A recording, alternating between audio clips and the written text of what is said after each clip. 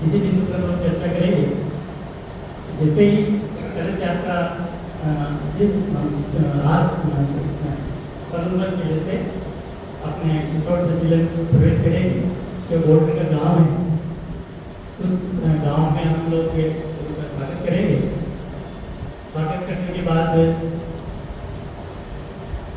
कलश यात्रा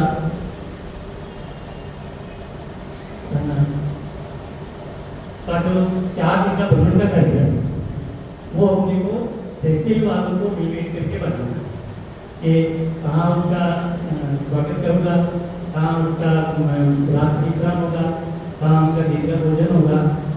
जहाँ पर वो रात्रि विश्राम करेंगे कलश यात्रा, वहाँ पर अपने को दीप इंजन अवश्य कराना है।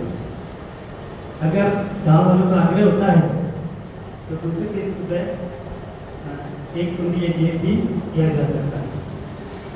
कलश यात्रा के साथ एक तो हमारा कलश का रथ है, जो कि कलश का रथ है, एक प्रचार उसके साथ साथ चलेगा। ये 2 रथ वहाँ से आ रहे हैं।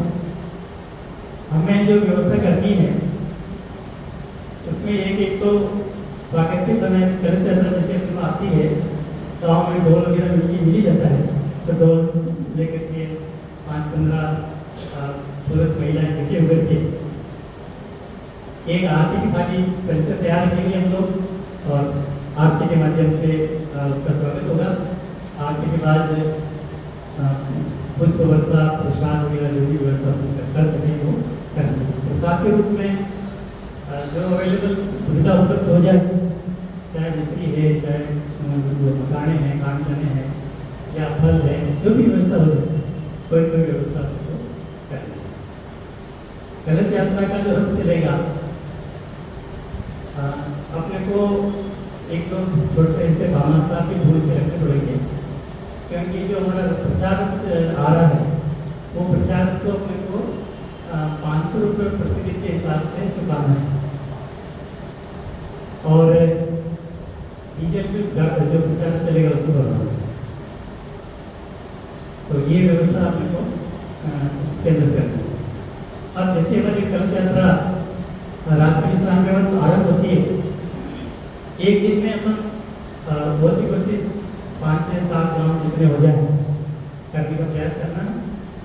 सुबह जब भी कलश यात्रा अगर वहाँ के लोग आगे करेंगे, उनकी ये कर रहे हैं, ये भी समाप्त हो जाने के बाद प्रति कलश यात्रा जो उसमें वहाँ जो साथ में जो हमारे परिजन हैं उनके चाय नाश्ते की व्यवस्था करनी है। फिर वो कलश यात्रा 8-8:30 बजे वहाँ से प्रस्थान करेंगे अगले गाँव के। अब इसके साथ प्रचार तो हमारा है, लेकिन हमें क्या करना है, हमारी तहसील के 5-10 लोग 5-7 लोगों का एक समूह बनाना है, जो आगे से आगे गांव में प्रचार करता रहेगा। जैसे आज अभी जिस गांव में है हमने स्वागत किया, वो ट्रॉली आगे पहुंच जाएगी और आधा पौन घंटे के लगभग आगे चलेंगे, और वहाँ से लोगों को तैयार करके रथ यात्रा आ रही है एक टाइम में, आप पूजा की थाली वगैरह ये सब लेकर के घर वहाँ इकट्ठे हो जाए, ढोल की व्यवस्था हो तो ढोल ले लें, और ये चलेगा। फिर जैसे ही हमारी यात्रा दूसरे गाँव में पहुँचती है, फिर हमारी प्रचार टोली जो तहसील की है वो आगे से अगले गाँव में ले चली जाएगी, और फिर वहाँ इस तरह से लोगों को इकट्ठा करने का ये अपने को लगभग 8-8:30 बजे से लेकर के करीब 1 बजे तक जितने गाँव में पहुँच सकते हैं 1 बजे से लेकर के लोगों को भोजन कराना है। भोजन की व्यवस्था एक जगह की जा सकती है, 2-4-5 वर्ग में भी की जा सकती है, जो अपनी सुविधा से क्योंकि गुरुदेव के व्रत पुत्र आ रहे हैं, तो कोई भी हर व्यक्ति चाहेगा वो व्रत पुत्रों का उनके घर का आगमन हो। तो अगर गाँव मतलब आगे ज़्यादा है तो एक जगह में करके 3-4-5 किलोमीटर में तो जल्दी भी तय हो जाएगा, और एकदम लोग इसका लाभ उठा सकते। इसके बाद 1 बजे से लेकर के करीब 2:30 बजे तक उनका विश्राम का समय रहेगा, भोजन विश्राम का। फिर अपने को वापस अगले गाँव के लिए हमारी प्रचार टोली होगी, और बड़े लोग के आगे वाले गाँव में पहुँचे और लोगों को तैयार करें। इस तरह से 6-7 गाँव का ट्रिपिंग कर सकते हैं, तो 4 दिनों में 24 गाँव को कम से कम कर सकते हैं प्रत्येक तहसील।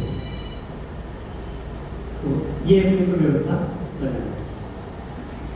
इसके बाद आप जो रूट निर्धारित करें वो इस तरह से करें कि हमारी तहसील के बाद यात्रा कौन सी तहसील में जा रही है और उनका कनेक्शन कहाँ है, तो वो रूट इस तरह से तय करने को चौथे दिन जो है वो इस तरह से आ जाए कि अगली तहसील के बॉर्डर पर आ जाए, ताकि उसमें वहाँ से उस तहसील के लिए भुगतान करें।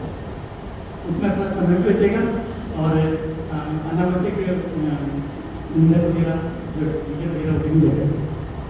फिर इस तरह से अगली तहसील वाले लोग उस तहसील वाले के संपर्क में रहेंगे जहाँ पहले गैस पता चल रही है कि भाई कितने बजे हमारे यहाँ पहुँच रही है, तो उस तहसील के लोग वहाँ पहुँच करके उसका स्वागत उसी तरह से करेंगे जैसे हमने वहाँ बॉर्डर पर किया, दोनों तहसील के बॉर्डर जो कि इसमें गाँव पड़ता है। फिर वो पुलिस तरह से आगे से आगे अगली तहसील में ये क्रम चूँकि यात्रा में